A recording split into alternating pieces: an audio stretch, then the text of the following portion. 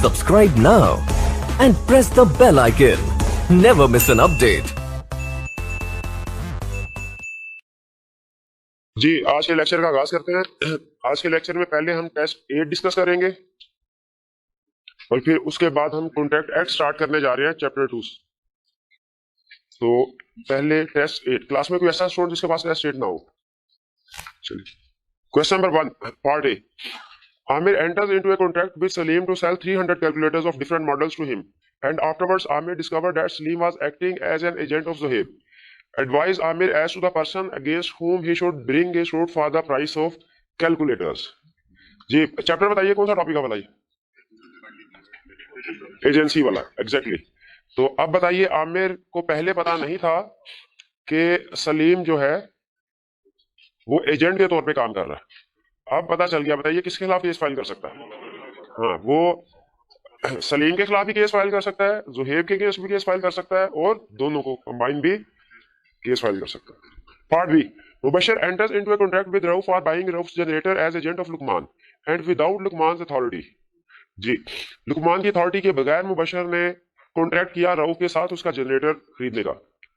Rauf repudiate the contract before Luqman comes to know it. और लुकमान के इल्म में आने से पहले रऊफ ने, यानी जिसके साथ कॉन्ट्रैक्ट किया गया था, उसने इस कॉन्ट्रैक्ट को कैंसिल कर दिया। Luqman subsequently ratified the contract and sue to enforce it. बाद में लुकमान ने इस कॉन्ट्रैक्ट को रेटिफाई कर दिया, हालांकि पहले लुकमान की अथॉरिटी के बगैर एजेंट ने ये काम किया था, कॉन्ट्रैक्ट किया था। बाद में लुकमान ने रेटिफाई कर दिया। बताइए कॉन्ट्रैक्ट क्या कहता है, रूल क्या है? क्या इस सिचुएशन में ratification from the date of ratification होती है या फ्रॉम स्टार्ट? फ्रॉम स्टार्ट, बिल्कुल। तो क्या ये कॉन्ट्रैक्ट वैलिड है या कैंसिल हो गया? कॉन्ट्रैक्ट वैलिड है, बिल्कुल। इन्फोर्स करवा सकता है लुकमान। जी, 1 में कोई problem? Question number 2। A appointed B who is minor. ये माइनर को अंडरलाइन कीजिए।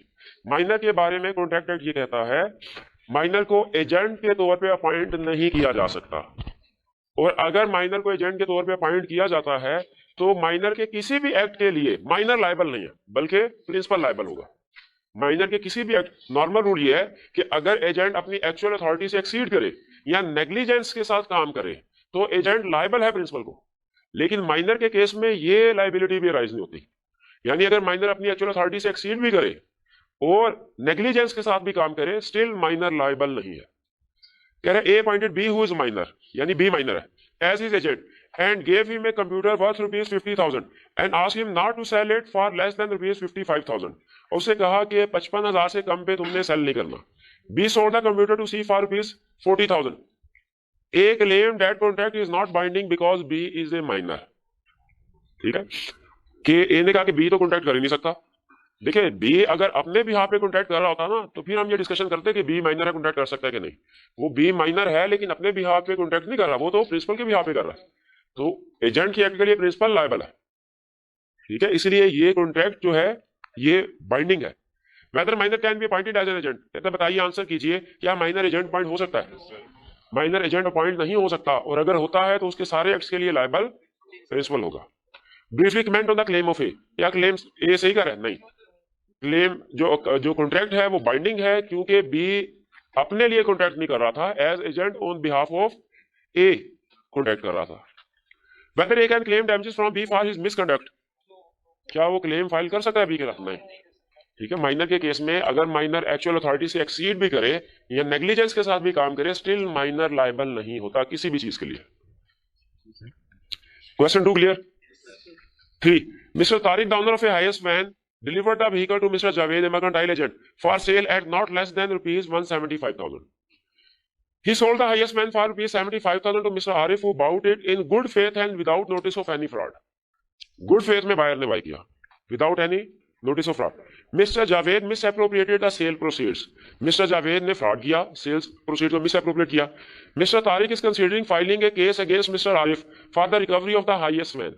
Mr. Tariq अब सोच रहा है कि वो Mr. Arif के खिलाफ केस फाइल करे अपनी वैन वापस लेने के लिए। Advise what grounds Mr. Tariq has for his remedy। क्या मिस्टर तारिक के पास कोई रेमेडी है? जी, रेमेडी है, लेकिन वो वैन वापस नहीं ले सकता, क्योंकि मिस्टर आरिफ ने गुड फेथ विदाउट नेग्लिजेंस जो है वो ट्रांजैक्शन की है। हाँ, ये जो एजेंट था मिस्टर जावेद, इसके खिलाफ दो केस फाइल किए जा सकते हैं, दो के, एक फ्रॉड का कि वो उसके पैसे लेके मिस अप्रोप्रिएट किया 75,000, और दूसरा एक्चुअल अथॉरिटी से एक्सीड करने का कि वो उसको कंपनसेट करे, 1 लाख रुपए के लिए कंपनसेट करे और 75,000 फ्रॉडलेंटली जो उसने रिसीव किया वो वापस करे।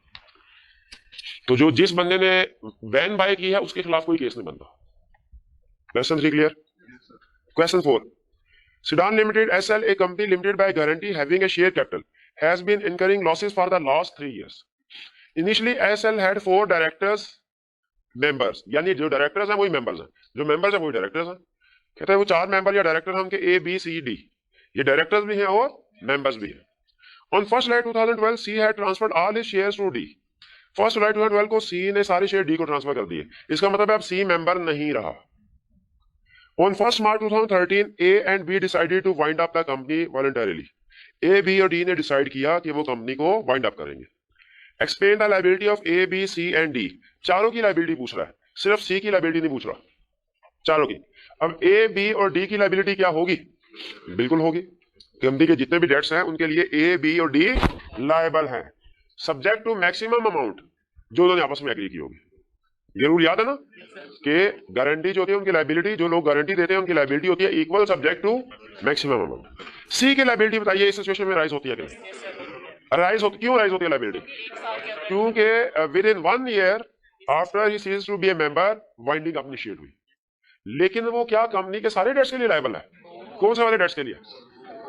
जो उसकी एग्जिस्टेंस में जब वो मेंबर था तब किए गए थे उन डेट्स के लिए लायबल है। जो डेट्स उसके मेंबरशिप छोड़ने के बाद किए गए, लायबिलिटी इनकर हुई बाद में, उनके लिए लायबल नहीं है। जितनी उसने अमाउंट एग्री की होगी, जब लिमिटेड बाय गारंटी में जब वो मेंबर था, जितनी अमाउंट उसने एग्री की हुई थी मिस्टर सी ने, उतनी अमाउंट तक मैक्सिमम लायबल होगी। हाँ जी, फिर भी हमें कंपनी एक्ट ये कहता है कि अगर कोई मेंबर कंपनी को छोड़ भी दे लिमिटेड बाय गारंटी को, उसके बाद भी 1 साल तक के लिए लायबल है जी। अब क्वेश्चन 5, ये क्वेश्चन हमारा कंपनीज एक्ट में से है। इस चैप्टर, इस टेस्ट में कंपनीज एक्ट का पोर्शन भी शामिल था और मर्केंटाइल लॉ का भी। Mazboot limited is a newly incorporated company. ML has issued a prospectus inviting offers from the general public for subscription to its shares and also intending to sign a musharaka finance facility agreement with top bank limited जी। Newly incorporated company है, incorporate हो चुकी है और अब वो share भी issue करना चाहते हैं और musharaka finance agreement, loan agreement, musharaka finance facility किसे कहते हैं? लोन एग्रीमेंट को। However, Mr. Baqir, who is the legal advisor of the company, against the signing of musharaka finance facility agreement. Mr Baqi कह रहे हैं कि जी आपको लोन एग्रीमेंट साइन नहीं करना चाहिए। In view of provision of company 2017 explain why ML should not sign the finance facility agreement. बताइए क्यों एग्रीमेंट साइन नहीं करना चाहिए? क्योंकि अभी certificate of commencement of business उसने हासिल नहीं किया। क्वेश्चन में कह रहा है न्यूली इनकॉर्पोरेटेड कंपनी है और certificate of commencement of business के बारे में साइलेंट है। अब जाहिर है अगर वो मिस्टर बाकिर एतराज उठा रहा है तो सिर्फ एक चीज का एतराज उठ सकता है यहाँ पे, किस चीज का? Certificate of commencement of business लिए। List the condition if any which ML must comply before exercising its borrowing powers. जी बताइए, certificate of commencement of business की कंडीशंस क्या आते हैं?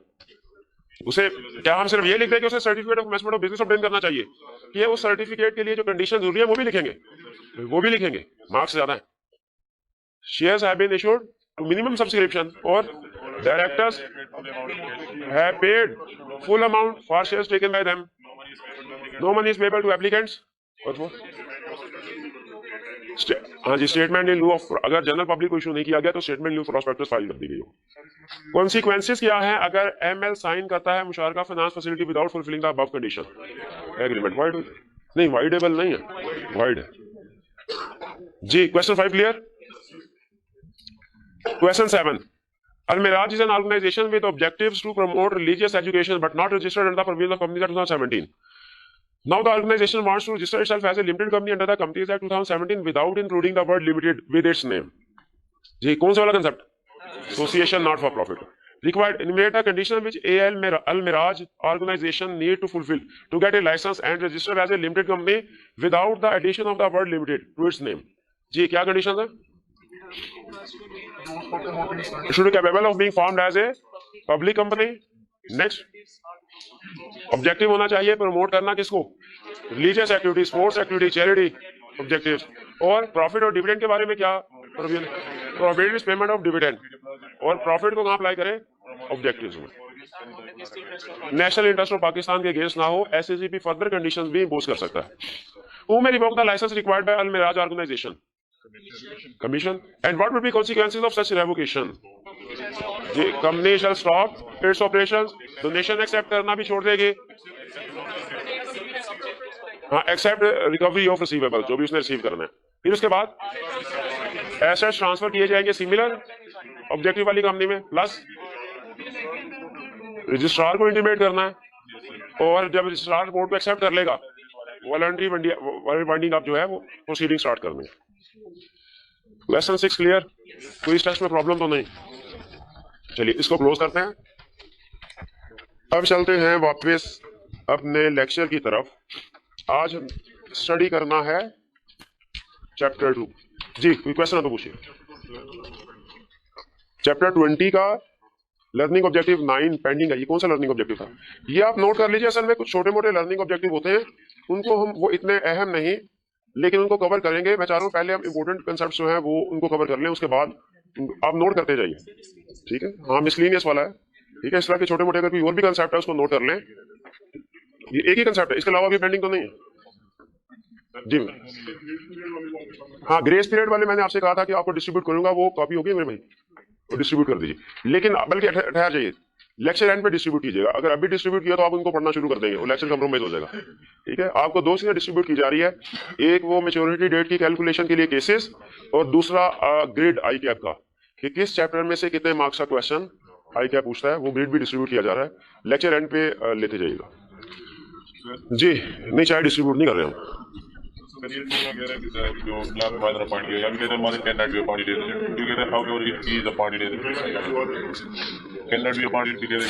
वो क्वेश्चन में कह रहा है मेरे भाई, माइनर को एजेंट के तौर पे अपॉइंट नहीं किया जा सकता, लेकिन अगर कोई बंदा उसको अपॉइंट कर लेता है, ला उस बंदे को आके फांसी थोड़ी लगा देगा कि भाई तुम हमने मना किया था, क्यों किया?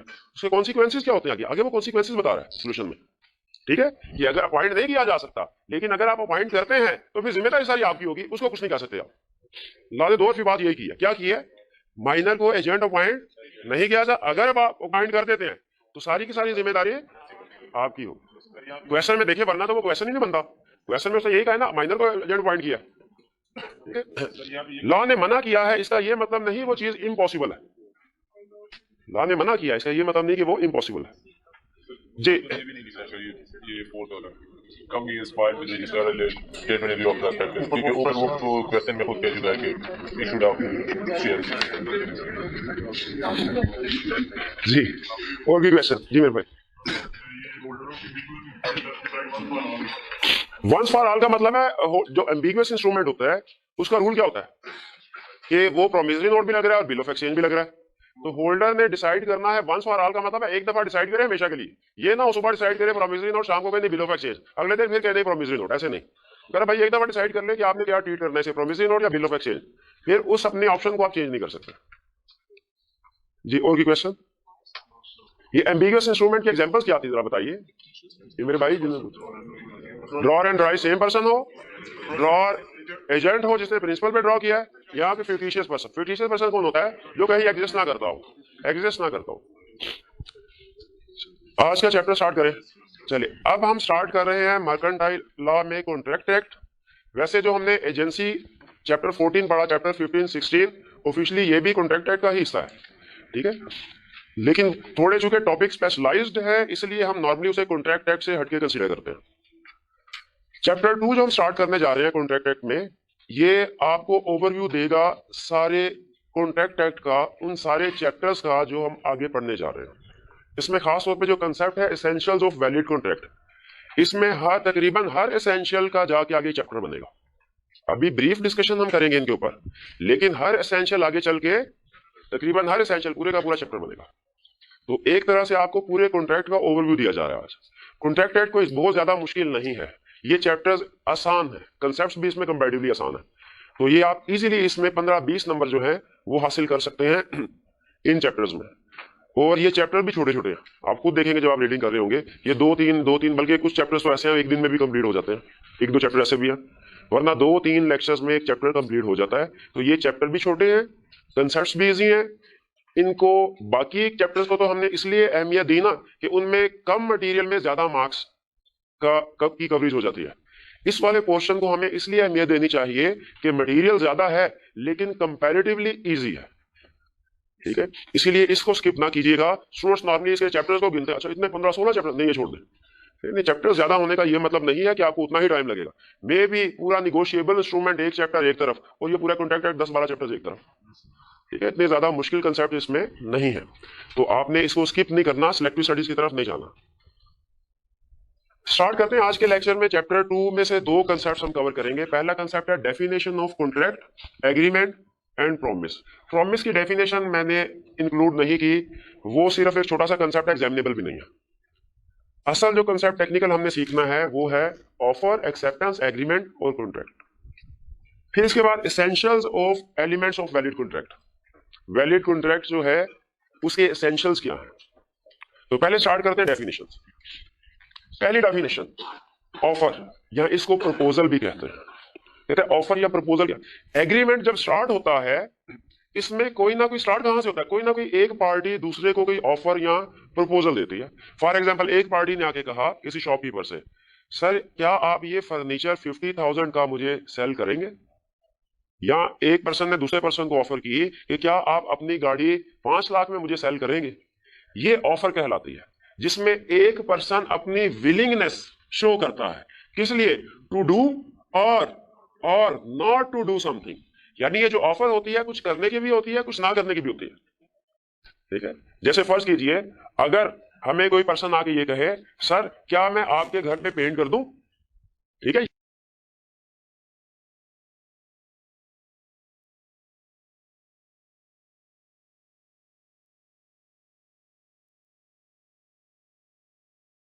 ये ऑफर है टू डू समथिंग। और अगर कोई पर्सन ये कहता है कि फर्ज कीजिए कुछ, जैसे मैंने पहले एग्जांपल दी थी कि कोई होटल का मालिक है और वो किसी सिंगर को कहता है कि आपने हर वीकेंड पे सिंगिंग करनी है। अगर एग्रीमेंट ये होता है कि आपने हमारे होटल में सिंगिंग करनी है, यह है एग्रीमेंट टू डू समथिंग।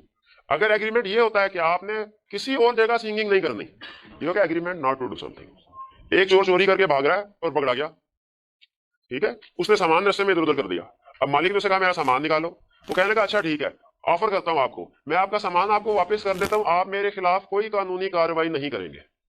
अब ये जो एग्रीमेंट जो ऑफर किया उसने, बताइए ऑफर टू डू समथिंग या नॉट टू डू समथिंग, कि वो जो दूसरा एक पर्सन जो है वो कुछ करेगा, यानी वो चोर कह रहा है मैं सामान वापस करूंगा, चोर के पॉइंट ऑफ व्यू से टू डू समथिंग है, लेकिन जो मालिक है उसके पॉइंट ऑफ व्यू से क्या है, नॉट टू डू समथिंग। तो ऑफर जो है वो कुछ करने की भी हो सकती है, कुछ ना करने की भी हो सकती है, ठीक है। फॉर एग्जाम्पल एक जगह की दुकान बहुत चल रही थी, ठीक है, एक दूसरे पर्सन ने मार्केट में दुकान खोली और पहले बंदे की दुकान जो है वो चलना बंद हो गई। अब अगर पहला बंदा दूसरे को ऑफर करता है कि 10 लाख रुपया मेरे से ले लो और एग्रीमेंट करो कि इस मार्केट में तुम बिजनेस नहीं करोगे, अब ये ऑफर कौन सी है, नॉट टू डू समथिंग। तो ऑफर का मतलब क्या होता है, एक बंदा दूसरे को ऑफर प्रपोजल करे, ऑफर करे, दूसरे से ये कहे क्या कि मैं कुछ करने या ना करने को तैयार हूं। जाहिर है इसके बदले में कोई ना कोई कंसिडरेशन वो रिसीव करेगा। ऑफर क्लियर हो गई आपको, ऑफर को प्रपोजल भी कहते हैं। ऑफर का दूसरा नाम क्या है, प्रपोजल। और जो बंदा ऑफर कर रहा होता है उसे क्या कहते हैं बोला, ऑफरर। और जिसको ऑफर की जाती है ऑफरी, ठीक है, ऑफरर और ऑफरी, इनमें फर्क समझ आ गया। आगे चलते हैं, एक्सेप्टेंस।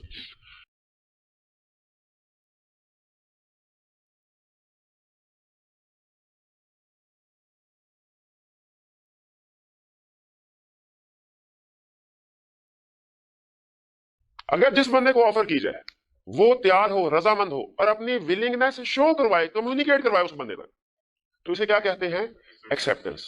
अब ये दूसरा फेज है, एक पार्टी ने ऑफर की, ये एक पार्टी के पॉइंट ऑफ व्यू से ऑफर, ये दूसरी अपोजिट पार्टी के पॉइंट ऑफ एक्सेप्टेंस। अगर ऑफरी अपनी विलिंगनेस शो करवाए, अपनी रजामंदी शो करवाए कि ठीक है मुझे आपकी ऑफर मंजूर है, इसे क्या कहेंगे, एक्सेप्टेंस। इसमें 2 चीजें नोट करने वाली है। पहली चीज कि जो एक्सेप्टेंस देगा वो ऑफरी देगा, जिसको ऑफर की गई है, उसके अलावा कोई और पर्सन एक्सेप्टेंस नहीं दे सकता। फर्ज कीजिए कि मैं इनको ये ऑफर देता हूं कि क्या आप मेरी बाइक 50,000 में खरीदेंगे। अब ये सोच रहे हैं मैं खरीदूं कि ना खरीदूं, ये फौरन कह दे मैं तैयार हूं। बताइए क्या एग्रीमेंट हो गया हमारा, क्या ये एक्सेप्टेंस हो गई, नहीं। मैंने ऑफर किनको की, इनको।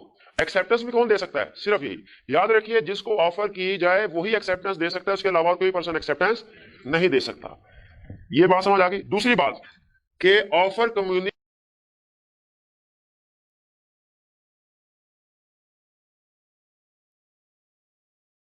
जो एक्सेप्टेंस है ये कम्युनिकेट करवाना जरूरी है। एक्सेप्टेंस जो है ये कम्युनिकेट करना जरूरी है।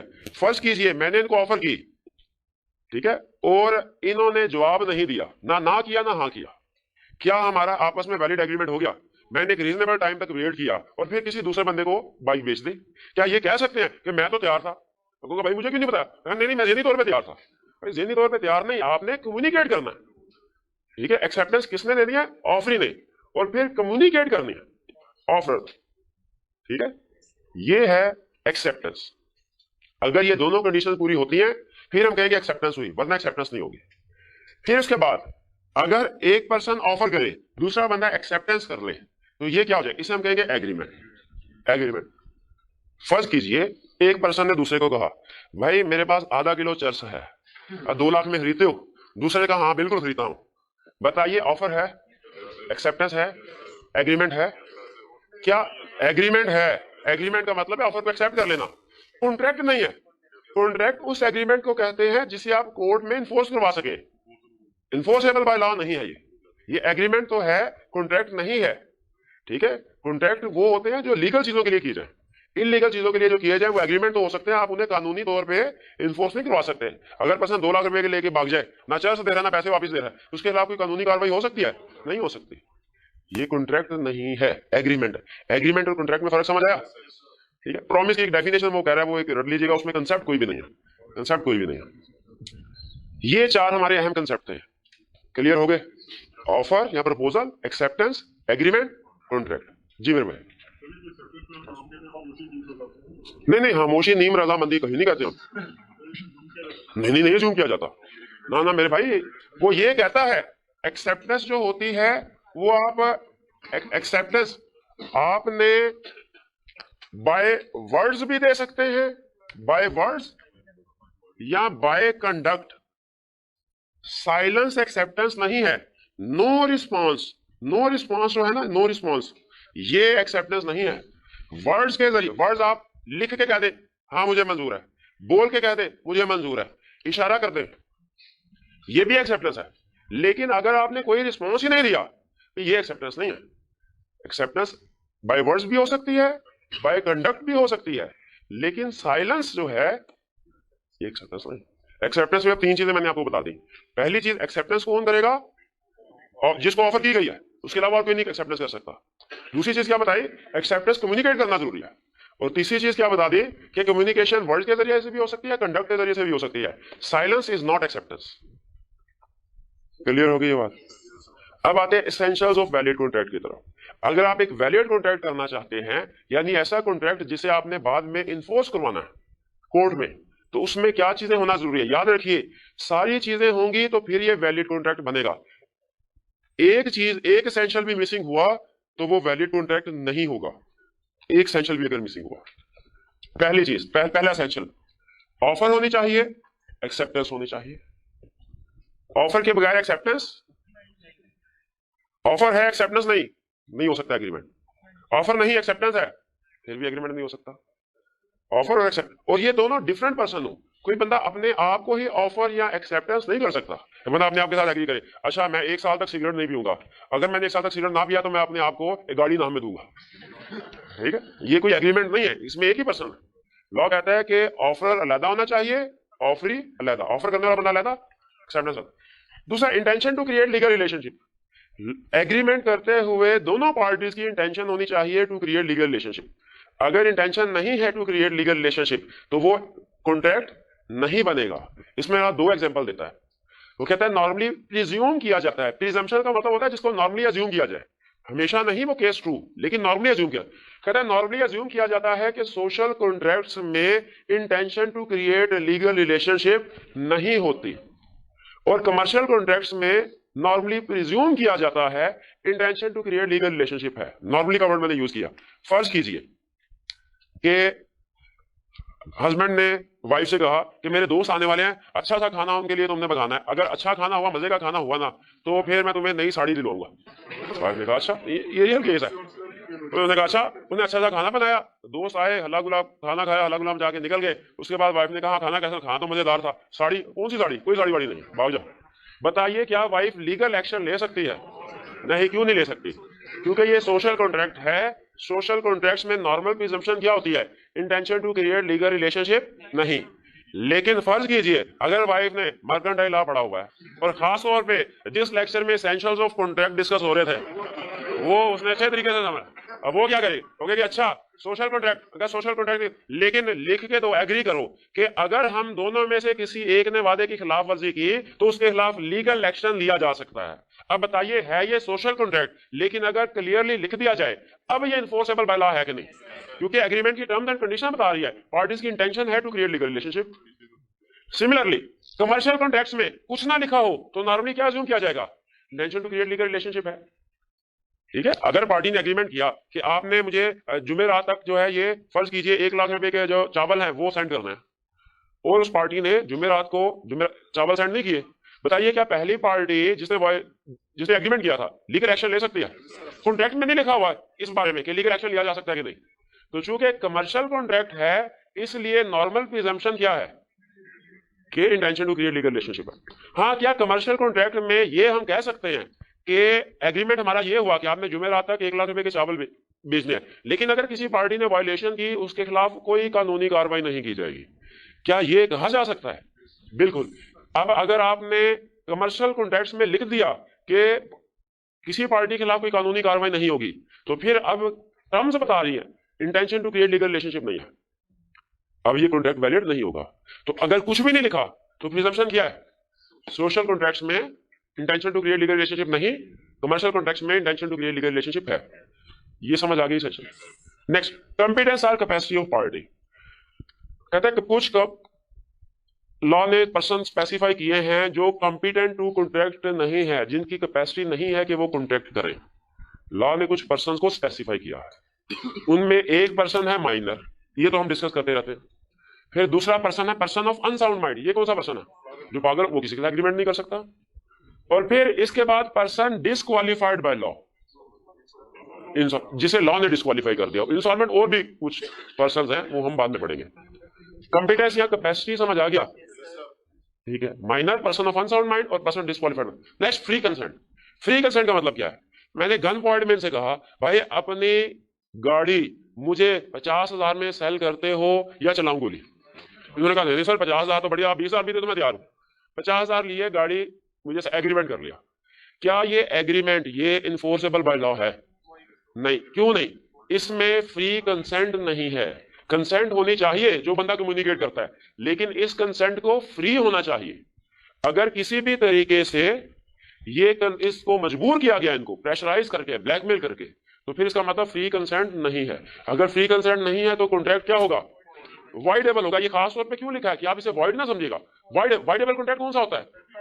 जो किसी एक पार्टी की ऑप्शन पे कैंसिल किया जा सकता, मर्जी है, चाहे कैंसिल कर दे चाहे वैलिडेट कर दे। और इस केस में वो पार्टी कौन सी होगी? जो एग्री कर रही है, ठीक है, जिसकी कंसेंट फ्री नहीं है, उसकी ऑप्शन पे ये कॉन्ट्रैक्ट वॉइडेबल होगा। फ्री कंसेंट समझ आ गया? कंसेंट का मतलब क्या? रजामंदी। फ्री का मतलब क्या है? बगैर किसी बाइस के। आपने देखा होगा बात एग्रीमेंट की वर्डिंग किस तरह हो रही है कि मैं अपने होशो हवा, एक लिखा होता है होशो हवास में, होशो हवास में बगैर किसी जबर और जबरदस्ती के इस बात का इकरार करता हूं, कुछ इस तरह की लीगल वर्डिंग होती है। तो वो सब में एसेंशियल्स पूरे किए जा रहे होते हैं ये कह के। Next, consideration. कंसीडरेशन किसे कहते हैं? Something in return. अगर मैं फर्ज कीजिए एग्रीमेंट ये करता हूं कि आप मुझे 50,000 का फर्नीचर सेल कर दीजिए, इसमें मैंने फर्नीचर खरीदना है, मैं इनको 50,000 रुपए दूंगा, ये मुझे फर्नीचर देंगे। मेरे लिए कंसीडरेशन क्या है? फर्नीचर। और इनके पॉइंट ऑफ व्यू से कंसीडरेशन क्या है? कैश, जो रिसीव कर रहे हैं। कंसीडरेशन का मतलब ये है कि जो चीज आप दे रहे हैं उसके बदले में जो चीज दे रहे हैं वो कंसीडरेशन नहीं है। हमारे लिए कंसीडरेशन क्या चीज है? जो हम रिसीव कर रहे हैं, रिसीव कर। कहता है कंसीडरेशन होनी चाहिए। जिस कॉन्ट्रैक्ट में जनरल रूल क्या है? जिस कॉन्ट्रैक्ट में कंसीडरेशन नहीं है वो कॉन्ट्रैक्ट वैलिड नहीं है। कंसीडरेशन होना जरूरी है। No consideration no contract, general rule ये है। अब जाहिर है जब हम डिटेल में इस चैप्टर में पढ़ेंगे शायद कुछ एक्सेप्शन आ जाए मे बी, लेकिन जनरल रूल क्या है? No consideration no contract. अच्छा बताइए, एक बंदे की गाड़ी 10 लाख की है, उसने दूसरे बंदे के साथ एग्रीमेंट किया कि 10 लाख ये गाड़ी मैं आपके हवाले करता हूं, आपको बेचता हूं और बदले में कोई भी चीज नहीं लेता। पहली सिचुएशन ये। दूसरा एग्रीमेंट उसने किया, मैं ये 10 लाख रुपए की गाड़ी आपको बेचता हूं 10 रुपए में। दोनों एग्रीमेंट में कोई फर्क है कि नहीं? लॉ कहता है बिल्कुल फर्क है। पहले वाला एग्रीमेंट है विदाउट कंसीडरेशन, ये वॉइड है। दूसरे वाला एग्रीमेंट में कंसीडरेशन है, ये वैलिड है। लॉ कहता है कंसीडरेशन होना जरूरी है, उसका एडिक्वेट होना जरूरी नहीं है। कंसीडरेशन इनएडिक्वेट, भैया वो केस स्टडी की था, 1,75,000 की गाड़ी उसे 75,000 में खरीद ली। कंसीडरेशन इनएडिक्वेट थी, लेकिन क्या कॉन्ट्रैक्ट वैलिड था? बिल्कुल वैलिड था। इसीलिए कंसीडरेशन होना, कंसीडरेशन का मतलब क्या? समथिंग इन रिटर्न, जो बदले में हमें मिल रहा है। लॉ क्या कहता है? कंसीडरेशन होना जरूरी है, उसका एडिक्वेट होना जरूरी नहीं है। कंसीडरेशन का पॉइंट समझ आया? आगे चलते हैं। पॉसिबिलिटी ऑफ परफॉर्मेंस, जो एग्रीमेंट कर रहे हैं वो परफॉर्म करना भी पॉसिबल हो। अगर आप कोई ऐसा एग्रीमेंट कर लेते हैं कि जो परफॉर्म करना पॉसिबल नहीं है, वो एग्रीमेंट इनवैलिड है। इनवैलिड है। फर्ज कीजिए हमने देखा एक बंदा सुरमा बेच रहा था और कह रहा था कि ये सुरमा है 1 लाख रुपए का। हमने कहा भाई इतना महंगा सुरमा, ये तो 10-15 रुपए में मिल जाता है। उसने कहा नहीं नहीं, तुम समझे नहीं, ये सुरमा जैसे ही तुम आंखों में लगाओगे जमीन में छुपे हुए खजाने नजर आना शुरू हो जाएंगे। हमने कहा अच्छा ये लो 1 लाख रुपया, लाओ सुरमा। दोनों आंखों में सुरमा लगाया, 10 मिनट तक हमारी आंखें नहीं खुली, और जब खुली तो खुली की खुली रह गई। क्यों? वो बंदा गायब था। अब क्या हम उस बंदे के खिलाफ कोर्ट में जाके इन्फोर्स करवा सकते हैं ये कॉन्ट्रैक्ट कि सर इन्हें कहिए हमें वो वाला सुरमा दे जिससे जमीन में छुपे खजाने नजर आ जाते हैं? तो लॉ एक लगाएगा, कहता है ऐसा भी कभी हुआ? प्रैक्टिकली 2-3 केसेस इस तरह के हुए हैं इंडिया में कि पंडित आया, अब वो जो उनकी लाश थी वो शमशान घाट की तरफ जा रहे थे, रास्ते में पंडित आया, उसने कहा मैं एक ऐसा, मुझे अगर 10 लाख रुपए दो, ऐसा अमल करूंगा कि ये हाँ मुद्दा उठ जाएगा। अब घर वालों ने जो है वो 10 लाख रुपए दे दिए। उसने कहा अच्छा ठीक है, आधे घंटे के लिए सारी आंखें बंद करके प्रार्थना करें। सारे प्रार्थना कर रहे हैं, देखा पंडित निकल गया। अब बताइए क्या ये कॉन्ट्रैक्ट इन्फोर्सेबल बाय लॉ है? क्यों नहीं है? पॉसिबिलिटी ऑफ परफॉर्मेंस, ठीक है, पॉसिबिलिटी ऑफ परफॉर्मेंस इम्पॉसिबल है। लॉ कहता है ऐसे सारे कॉन्ट्रैक्ट जो इम्पॉसिबल है परफॉर्म करना, उनकी कोई कानूनी हैसियत नहीं है। Next, consideration and object must be lawful. Lawful होने चाहिए। इलीगल कॉन्ट्रैक्ट जो है वो इन्फोर्सेबल बाय लॉ नहीं होंगे। अच्छा, इसमें 2 अल्फाज यूज कर रहा है, एक कंसीडरेशन, दूसरा ऑब्जेक्ट। दोनों फर्क है, दोनों लीगल होने चाहिए। फर्ज कीजिए मैंने इनसे कहा भैया ये 5,000 पकड़ो, ये बाहर निकलेगा, खूब ठुकाई करना इसके। इसमें ऑब्जेक्ट अनलॉफुल है, लेकिन जो कल से 5,000 रुपया दे रहा हूं मैं, ये लॉफुल है। क्या एग्रीमेंट वैलिड है? नहीं, ये कॉन्ट्रैक्ट नहीं है। दूसरी ऑप्शन सुने, मैंने इनसे कहा हमारी फैक्ट्री उसमें एज अकाउंटेंट काम करें, आप हिसाब किताब करें, और मंथ एंड में सैलरी कितनी होगी? मैंने कहा मंथ एंड पे आधा किलो चर्स मिलेगी। अब देखें ऑब्जेक्ट सही है, भाई काउंटिंग का काम करवा रहे हैं मुझसे, ऑब्जेक्ट सही है, लेकिन जो कंसीडरेशन है वो अनलॉफुल है। कह रहा है ऑब्जेक्ट एंड कंसीडरेशन दोनों लॉफुल होने चाहिए, एक भी अनलॉफुल हुआ कॉन्ट्रैक्ट वैलिड नहीं होगा। अच्छा, एक छोटा सा मुझे केस याद आ गया, कहीं तो पूछूं। सिमिलर केस, मैंने से कहा मेरी फैक्ट्री में आके काम कीजिएगा। मैंने कहा सैलरी कितनी होगी? मैंने कहा सैलरी होगी आपकी 20,000 और 1 पाव चर्स। नहीं, अब आधा किलो चर्स थोड़ी मिलेगी, 20,000 रुपया जो दे रहा हूं, अब तो 1 पाव चर्स मिलेगी। चर्स और 20,000, बताइए कॉन्ट्रैक्ट वैलिड है? नहीं, ये दोनों चीजें सेपरेट नहीं की जा सकती। मैंने और लगाया था, ये इकट्ठा पैकेज दे रहा हूं, ठीक है। अगर मेरे अल्फाज होते ना कि या तो आधा किलो चर्स ले लो या 40,000 सैलरी ले लो, या लिखा होता, तो ये कॉन्ट्रैक्ट इन्फोर्सेबल था। लेकिन कौन से वाला पोर्शन? 40,000 वाला, वो चर्स वाला नहीं था। ये और एंड में फर्क समझ आया आपको जी? तो कंसीडरेशन एंड ऑब्जेक्ट दोनों लॉफुल होने चाहिए। फिर सर्टेनिटी होनी चाहिए, ठीक है। सर्टेनिटी का मतलब जो टर्म्स एंड कंडीशन है वो सर्टन होनी चाहिए, क्लियर होनी चाहिए। जैसे अगर मैं इनसे कहूं भैया हमारी फैक्ट्री में आके काम कीजिए, मैं कहा अच्छा सर कितने पैसे मिलेंगे? मैं कहा पैसे तो हाँ, तो तुम्हें इतनी मिलेगी, तुम खुश हो जाओगे। अब बताइए क्या ये सर्टन है टर्म? क्या ये टर्म सर्टन है? ये टर्म सर्टन नहीं है, ठीक है।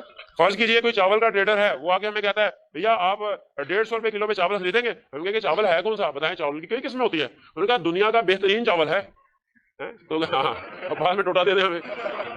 अब बताइए क्या दुनिया का बेहतरीन चावल ये कोई सर्टन टर्म है? अल्लाह कहता है अगर आपके कॉन्ट्रैक्ट की टर्म सर्टन नहीं है तो भी इनवैलिड है, सर्टेनिटी होनी चाहिए। फिर not expressly declared as void, contract ऐसा होना चाहिए जो लॉ ने क्लियरली वॉइड ना कहा हो गया है। कुछ कॉन्ट्रैक्ट है लॉ कहता है ये आप कर ही नहीं सकते किसी से, ठीक है। ये कॉन्ट्रैक्ट बेसिकली बेसिक राइट से रिलेट करते हैं। लॉ ये कहता है बाय एग्रीमेंट आप किसी भी पर्सन को उसके बेसिक राइट से महरूम नहीं कर सकते। अगर आप किसी से एग्रीमेंट करते हैं मैं 5,000 रुपये दूंगा, तुमने 3 दिन तक खाना नहीं खाना, लॉ कहता है खाना खाना उसका बेसिक राइट है भाई, आप उसको मना नहीं कर सकते इस चीज से। हमारी बुक में उसने 4 एग्जांपल्स दिए, मैरिज, ट्रेड, लीगल प्रोसीडिंग्स। कहता है किसी के साथ आप इन तीनों चीजों के ना करने का एग्रीमेंट नहीं कर सकते कि आप ट्रेड नहीं करेंगे, हमारे साथ एग्रीमेंट करें आप ट्रेड नहीं करेंगे, हमारे साथ एग्रीमेंट करें कि आप 5 साल तक मैरिज नहीं करेंगे, ठीक है। एग्रीमेंट बाज़ होता है, ये मैंने सुना था, ये जो एयर होस्टेस वगैरह होती हैं, एयरलाइन वगैरह, इनमें ये एग्रीमेंट करते हैं कि आप एग्रीमेंट कीजिए कि जब तक आप हमारी सर्विस में है, ये इन्फोर्सेबल नहीं होती टर्म, ये टर्म जो है लॉ कहता है इन्फोर्सेबल नहीं है। आप किसी को मना नहीं कर, आप किसी को ये भी नहीं कह सकते कि एग्रीमेंट कीजिए, लीगल प्रोसीडिंग्स हमारे खिलाफ नहीं करेंगे, ठीक है। और वेजरिंग एग्रीमेंट, शर्त जुआ वगैरह, ये पाकिस्तान में इजाजत है इसकी क्या नहीं इजाजत? नहीं, पुलिस पकड़ के ले जाती है, आपको पता, खबर आती है अखबार में जब मैच होता है पाकिस्तान। तो वेजरिंग एग्रीमेंट भी नहीं कर सकते, ये एग्रीमेंट क्लियरली मना। अच्छा मुझे एक बात बताइए, लीगल प्रोसीडिंग वाले में और इसमें क्या फर्क है? तो हम ये कह सकते हैं कि एग्रीमेंट करते हैं लेकिन लीगल प्रोसीडिंग्स एक दूसरे के खिलाफ नहीं करेंगे अगर किसी वायलेशन, यही समझाया था ना। नॉर्मल प्रिजम्पशन ये होती है कि सोशल कॉन्ट्रैक्ट्स जो है इनमें intention to create legal relationship नहीं है, कमर्शियल कॉन्ट्रैक्ट्स में है ना, लेकिन आप एक्सप्रेसली कॉन्ट्रैक्ट में लिख के अपोजिट भी कर सकते हैं। इसमें क्या फर्क? क्या मैं कमर्शियल कॉन्ट्रैक्ट में ये लिख सकता हूं कि अगर किसी पार्टी ने वायलेशन की तो कोई हमारा कानूनी कार्रवाई नहीं की जाएगी एक दूसरे के खिलाफ? इसमें म्यूचुअल है, दोनों कार्रवाई नहीं कर रहे, ये फेयर है, लॉ कहता है ये फेयर है, दोनों पार्टी से एक दूसरे के खिलाफ एक्शन नहीं। लेकिन अगर आप ये कहें कि अच्छा वायलेशन की तो तुम तो मेरे खिलाफ एक्शन नहीं ले सकते, मैं तुम्हारे खिलाफ ले सकता हूं, लॉ कहता है ये फेयर नहीं है, यहां पे सिंगल पार्टी को हम मना कर रहे हैं। फिर राइटिंग एंड रजिस्ट्रेशन, बताइए कॉन्ट्रैक्ट का रिटर्न फॉर्म में होना जरूरी है कि नहीं? नहीं, नॉर्मल रूल ये है कॉन्ट्रैक्ट का रिटर्न फॉर्म में होना जरूरी नहीं है, ये वर्बल भी हो सकता है, लेकिन कुछ कॉन्ट्रैक्ट ऐसे हैं जिनका रिटर्न फॉर्म में होना जरूरी है, कुछ कॉन्ट्रैक्ट ऐसे हैं जिनका रिटर्न फॉर्म में होना जरूरी है। कौन से कॉन्ट्रैक्ट? किसी को गिफ्ट देना हो, ठीक है, भाई को गिफ्ट देना है, बच्चों को गिफ्ट देना है, उसके लिए एग्रीमेंट फॉर्म रिटर्न फॉर्म में होना जरूरी है। आपने देखा होगा अक्सर वालिदैन जो है वो तोहफतन कोई प्रॉपर्टी वगैरह जो है वो अपने बच्चों के नाम ट्रांसफर कर देते हैं। कहता है इस तरह का अगर आप एग्रीमेंट करते हैं तो इसका रिटर्न फॉर्म में होना जरूरी। नॉर्मली देखें इधर क्या पड़ा था, agreement without consideration is wide, जब गिफ्ट दे रहे हैं तो क्या कंसीडरेशन होती है इसकी? नहीं, अल्लाह कहता है हाँ ये गिफ्ट दे सकते हैं, लेकिन इससे फिर ये हो सकता था कि लोग टैक्स से बचने के लिए अंदर खाते पैसे ले लेते प्राइवेटली, ऑफिशियली कहते हमने गिफ्ट दिया, ये बंदा बड़ा, इसकी शक्ल मेरे भाई से मिलती है बड़ी, इसलिए मैंने इसको गिफ्ट के तौर पे प्रॉपर्टी दे दी। पता चले भाई से कभी बात नहीं की उसने और भाई की शक्ल वाले का मुफ्त प्रॉपर्टी बेच रहा है, ऐसा नहीं। इसीलिए लॉ ने कहा गिफ्ट के तौर पे अगर आपने कोई किसी को गिफ्ट देना है, पहली कंडीशन वो रिटर्न फॉर्म में होना चाहिए, और दूसरी कंडीशन वो आपका कोई नेचुरल लव एंड अफेक्शन के तौर पे देना चाहिए, यानी उसके साथ आपका कोई क्लोज रिलेशनशिप होना चाहिए। स्ट्रेंजर्स को आप गिफ्ट के तौर पे चीजें नहीं दे सकते। फिर टाइम बार डेट, टाइम बार डेट क्या होता है? डेट जो आपने पैसे रिसीव करने हैं, टाइम बार 3 साल गुजर गए उसको, 3 साल बाद लॉ कहता है आपने 3 साल तक कोई एक्शन नहीं लिया ना, आप सारी जिंदगी सोते रहे, कोई एक्शन आप नहीं ले सकते। लेकिन फर्ज कीजिए हमने एक बंदे को 1 लाख रुपए उधार दिए थे और उसके बाद हमने 3 साल तक उससे पैसे मांगे नहीं, 3 साल के बाद पैसे मांग सकते हैं। अब 4 साल बाद हमें याद आया हमने उधार दिया था, हमने उसे कहा भाई वो पैसे कैसे हो, टाइम बार डेट हो गया, खत्म। अब चाहे हमारे पास लिखत पढ़त भी है उसकी, लेकिन 3 साल गुजर गए, इनके खिलाफ एक्शन नहीं ले सकते। गुजर गए 4 साल, अच्छा हमने कहा ठीक है भाई, वकील से मशवरा किया, उसने कहा बाकी टाइम बार डेट है नहीं। 4.5 साल बाद भागते भागते मेरे हमारे पास आए, मैं कहने लगे भाई कल रात को मेरे ख्वाब में पीर साहब आए हैं, उन्होंने कहा भाई डेट वापस कर दो वरना जहन्नुम में जाने के लिए तैयार हो जाओ। तो मैं तैयार हूं भैया, मैं तुम्हें तुम्हारा डेट 1 लाख रुपए का वापस कर दूंगा। क्या ये इनका कहना और हमारा एग्री हो जाना इन्फोर्सेबल बाय लॉ है? लॉ कहता है नहीं, अब इसको रिटर्न फॉर्म में कराओ। टाइम बार डेट पे करने के लिए अगर कोई एग्रीमेंट करता है ना, तैयार हो जाता है, अव्वल तो वो तैयार नहीं होगा, लेकिन अगर हो जाता है तो इसको रिटर्न फॉर्म में लिखना है। ये वाले एग्रीमेंट रिटर्न होना जरूरी है, इनके रजिस्ट्रेशन कराना जरूरी है। और आर्बिट्रेशन एग्रीमेंट, आर्बिट्रेशन एग्रीमेंट आपको पता है आउट ऑफ कोर्ट सेटलमेंट जब हमने करनी होती। तो ये कुछ एग्रीमेंट्स हैं जो रिटर्न फॉर्म में करवाना जरूरी है, वरना जनरल रूल क्या है कि ओरल हो, बाउल भी हो सकता है, रिटर्न भी हो सकता है, इक्वली वैलिड है।